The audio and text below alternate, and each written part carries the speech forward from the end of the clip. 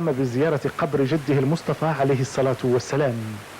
في جو ملؤه الإيمان والخشوع يزور سليل الدولة العلوية الشريفة قبر جده المصطفى عليه الصلاة والسلام، وترفع الدعوات إلى العلي القدير في هذه اللحظة وفي هذا الشهر المبارك، راجية منه جل جلاله أن يعين قائدنا الملهم وأن يحقق على يديه كل ما يطمح إليه الشعب المغربي الوفي، وأن يبقيه الله ذخرا وملاذا لهذا الشعب العظيم، كما رفعت أكف الضراعة إلى العلي القدير أن يمطر شآبيب رحمته الواسعة على جلالة المغفور له الحسن الثاني أسكنه الله فسيح جناته. أمير المؤمنين صاحب الجلالة الملك محمد السادس نصره الله يتلو آيات بينات من الذكر الحكيم في خشوع وتضرع كبيرين، وتبقى هذه اللحظات بهذه الأماكن المقدسة من أعز وأغلى لحظات العمر، قرب قبر النبي الكريم محمد صلى الله عليه وسلم وبالروضة الشريفة. ترفع الدعوات، دعوات الشكر والحمد للعلي القدير، دعوات صادقة بهذه الأماكن الطاهرة بأن يحفظ الله ملكنا الهمام بعينه التي لا تنام، وأن يكون سندا دائما لجلالته، وأن يكلل كل جهود جلالته بالنصر المبين والتأييد الكامل.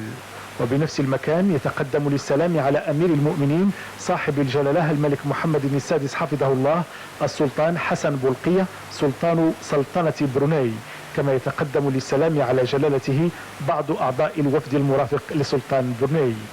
ويأبى جلالة الملك إلا أن يتناول وجبة الإفطار بالروضة الشريفة بالمسجد النبوي الشريف، وإلى جانبه سلطان بروناي حسن بولقية وأعضاء الوفد المرافق لصاحب الجلالة حفظه الله. كما أدى العاهل الكريم صلاة المغرب بهذه الأماكن الطاهرة. وحينما يزور جلالة الملك محمد السادس نصره الله قبر جده المصطفى في هذا الشهر المبارك شهر رمضان المعظم، ففي ذلك أكثر من مغزى وأكثر من دلالة. فهذا ملك المغرب سليل الدولة العلوية الشريفة يزور في خشوع وتضرع قبر خاتم الأنبياء والمرسلين في هذا الشهر المبارك الذي تتوجه فيه أنظار العالم الإسلامي إلى هذه المناطق المقدسة الطاهرة، في هذا الشهر الذي أنزل فيه القرآن هدى للناس. هنا إذن في هذه البقاع المقدسة يصلي أمير المؤمنين صلاة المغرب قبل أن يتوجه إلى مقر إقامة جلالته بالمدينة المنورة. وأينما حل وارتحل سواء في جدة أو مكة المكرمة أو المدينة المنورة، فإنها نفس الأجواء الدينية الممتزجة بالعواطف الوطنية.